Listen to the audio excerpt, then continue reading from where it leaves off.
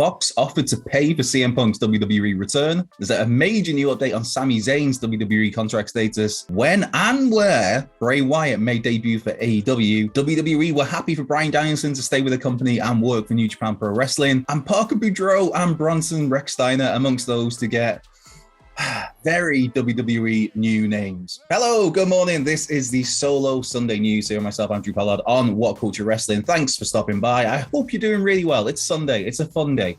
Be sure to like, subscribe, comment, and all that good stuff. But yeah, I guess we just get straight into it. CM Punk. I can hear the chants already. Just saying his name drums up the CM Punk chants in my head. But CM Punk, of course, now is hashtag All Elite. CM Punk, the talk of the wrestling business, along with Ruby Soho, along with Bryan Danielson, along with Adam Cole, baby. And CM Punk, while he is, of course, now fully in the fold in AEW and clearly on a mission to face off against pretty much all of Team Taz, which I am so down for.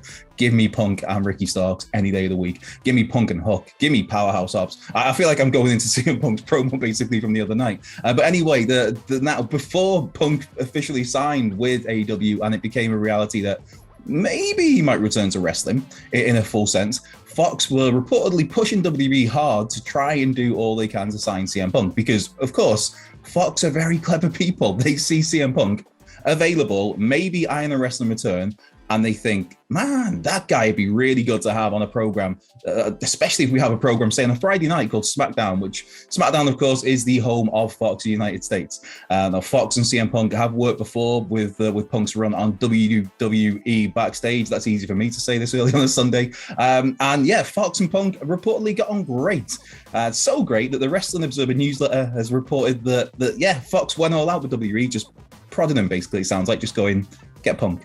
Get Punk, get Punk, get Punk. Of course, WWE didn't bother because that might cause ruffle some feathers. That's, again, easy for me to say on a Sunday. The Observer reports that basically Fox seems to have gone to WWE and said, right, go for CM Punk. And WWE have then come back and said, oh, it might be a bit costly. So Fox have then come back and said that it's all right, we'll help pay part of the contract. So Fox were that eager to try and get CM Punk back in the fold somehow. They were willing to pay part of his deal. And then WWE, I don't know, it sounds like they moved the goalpost a little and said that, actually, no, there's other issues that maybe we're not too keen to bring it back because of this, because of that. One of the issues that's reported in the Wrestling Observer newsletter is supposed attitude issues. I mean, because he might, I don't know, it is.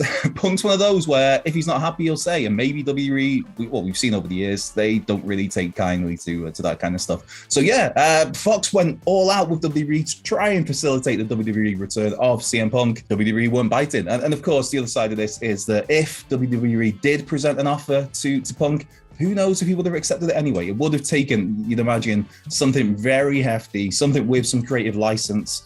And it seems like it was never going to happen. And the fact that in any subsequent interviews that Punk's done since joining AEW, and even prior to AEW, he's just referred to WWE as either them or the place I used to work, not even mention them by name.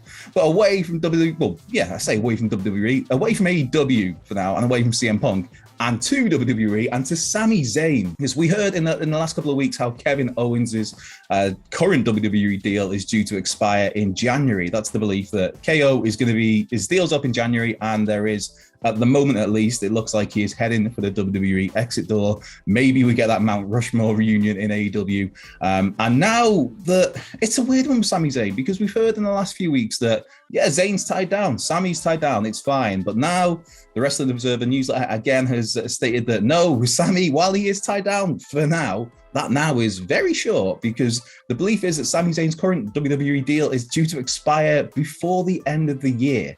So you could get, I don't know, I'm just pulling a date out of my backside.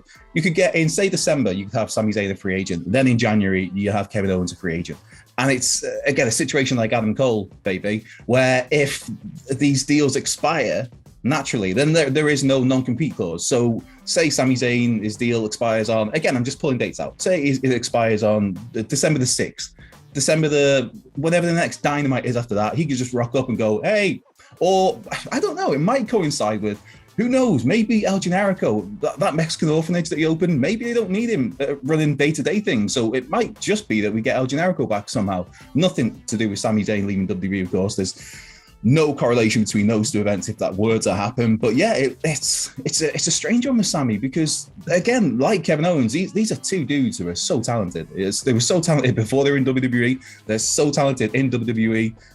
If they did leave WWE, they will be so talented wherever they go, and whoever gets them will be extremely lucky to have Kevin Steen, and who knows what Sami Zayn will go by now, because like I said, there might be that totally unrelated El Generico return from nowhere that nobody saw coming. Just putting it out there. There is no specific date, the Observer notes, on Sami's deal expiring, but it is believed that it will be up before the end of 2021, which is, that's just madness to me. That you're looking at this wrestling landscape now where, like I said, you could have, by January of next year, you could have Kevin Owens, Kevin Steen, and Sami Zayn both available to go wherever. It's a mad time, man. It's such a mad time.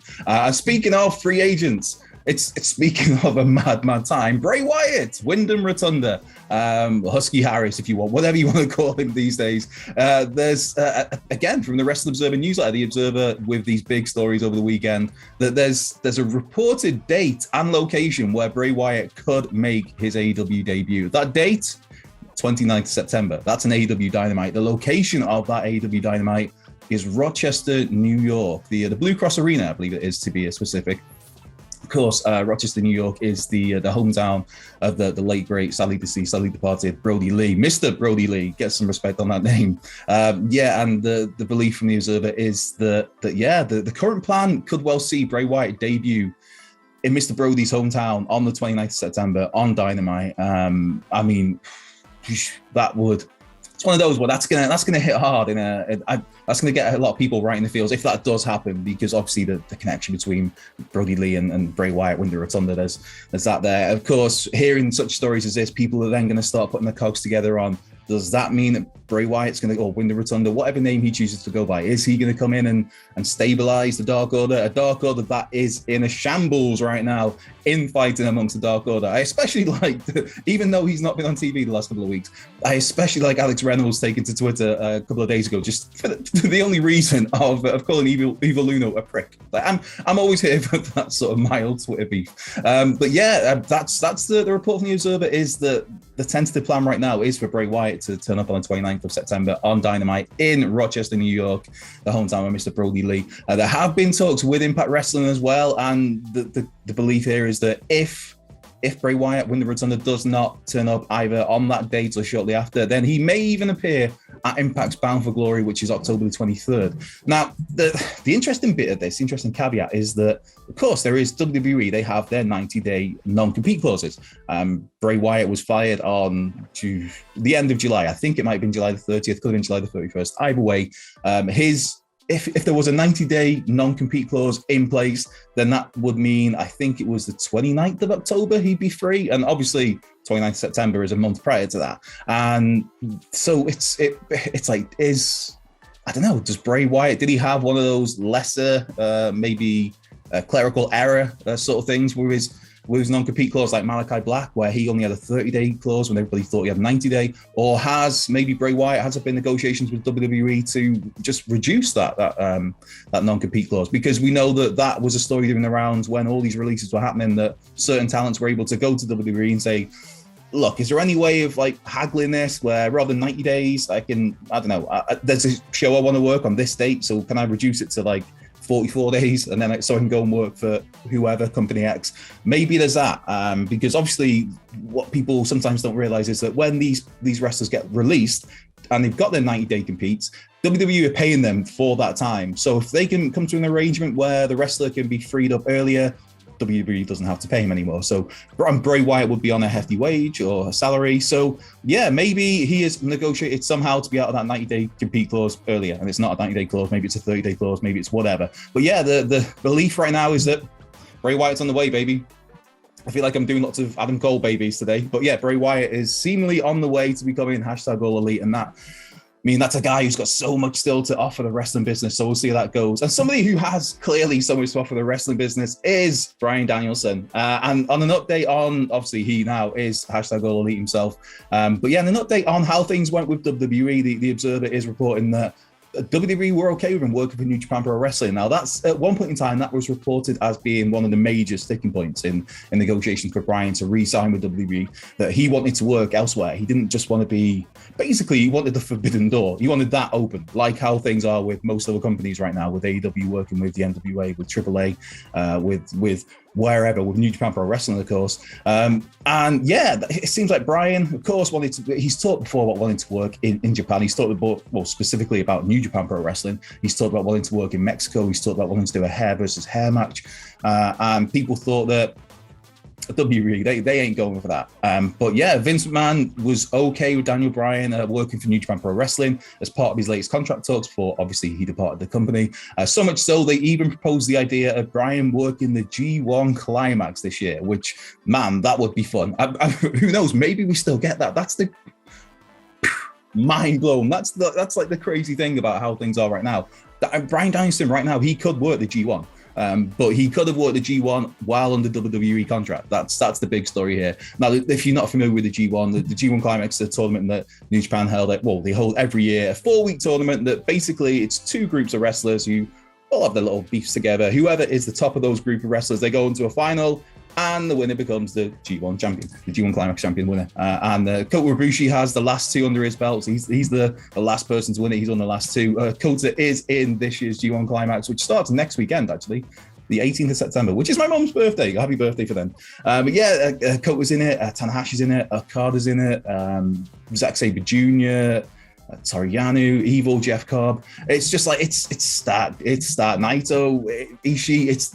So you think of like Bryan Danielson with all those guys together. It's like the matches you could have in that 4-week period. It's insane. And maybe it does happen, but yeah. Instead, of course, Bryan Danielson did choose to sign with AEW. The money on the table was said to be the same as WWE. It was a lighter schedule, and Bryan himself has talked about how it was just too good an opportunity to turn down when you look at the talent on this roster, the fresh matches, because WWE has a great roster. How they're used, that's a different story. But you look at the roster WWE has, and there's lots of great talent there. There's lots of great guys for Danielson to work with. But he's been there and done that. That's the thing where it's like, okay, I could work Edge. Great, he's done that. I could work Roman. Great, he's done that. Cesaro, great, done that. Seth, great, done that. He's done everything. Brock Lesnar, done that. So if you're Bryan Danielson, and this is a guy we all know loves wrestling, he wants to wrestle, and you're looking at AEW, it's like, wow, there's all these guys are fresh, but it's not just AEW. Then you look at New Japan, you look at Ring of Honor, you look at AAA, you look at the NWA. What I would give to see Bryan Danielson in the NWA, I would be extremely happy. One thing I'm not extremely happy about, if I'm being perfectly honest, is this next story, just to wrap things up a little bit. And there's been some name changes. WWE loves their name changes. Specifically, there's been some name changes for NXT talent. Now, 2 I'm going to pick out in particular are the former Parker Boudreaux and the former Bronson Steiner, the son of Rick Steiner, one of my favorite tag teams ever, the Steiner brothers. Total badasses, man. Very snug, just legit. They looked $1,000,000. They looked like they could tie you up in knots and beat the crap out of you because they could, and they would, as seen in certain matches. But yeah, Bronson Steiner is now going by the name of Rex Steiner. Rex. So I don't know. Just to me, it's like, no offense to anybody called Rex out there, but if you're going to choose a name for a talent to make him sound like a big deal, Rex. And then obviously it plays on the Rex Steiner, Bronson Rex Steiner. It just feels like a very WWE name, but even more of a WWE name, Parker Boudreaux, this guy who has got all of the buzz, who's made this buzz for himself on social media, who Paul Heyman has been touting as the next big thing, who has been dubbed as the next Brock Lesnar, which nobody is going to be the next Brock Lesnar. Let's make that very, very clear. Brock Lesnar, as much as you love him or you hate him, he is, you throw out all the phrases you want, a generational talent, a once-in-a-lifetime talent. Brock Lesnar is a freak of nature. There is no other Brock Lesnar. But Parker Boudreaux, he's got that same sort of look to him. He's got the same sort of hair. He's got the same, slightly same build. So people instantly see him and go, oh my God, he's going to be the next Brock. But yeah, Parker Boudreaux is now Gunnar Harland. I'm just saying these names to let them sink in a little bit. Gunnar Harland. So Rex Steiner, That doesn't look anywhere near as bad compared to Gunnar Haaland. For those of a certain vintage, there used to be a Norwegian right back called Gunnar Halle, who used to play for Leeds and Bradford and Oldham. And that's the first thing that comes to mind with me. That's a very niche audience. I know that I'm working with there. But yeah, just some of the new names are being given to NXT talents. And an interesting note on Rex Steiner, I guess as we have to start calling him now, Bronson Steiner, is that he's been featured in some of the promotional work for NXT 2.0. Not to be confused with 2.0, the tag team, of course. Shout out to those guys. Get a taste. Rex Steiner has been showcased lots in the vignettes for NXT 2.0, so the chances are he's going to be on our screens very soon. He's put pictures online of him looking like a beast, because the dude is a beast. He had like the classic 80s, 90s, 70s wrestling like vest, the black vest, but underneath that vest he has what looks like a singlet that is very much in tune with what his father and his uncle used to wear back in the day, Rick and Scott Steiner, with the kind of the bright colors on it. And I am so looking forward to seeing this dude on my TV.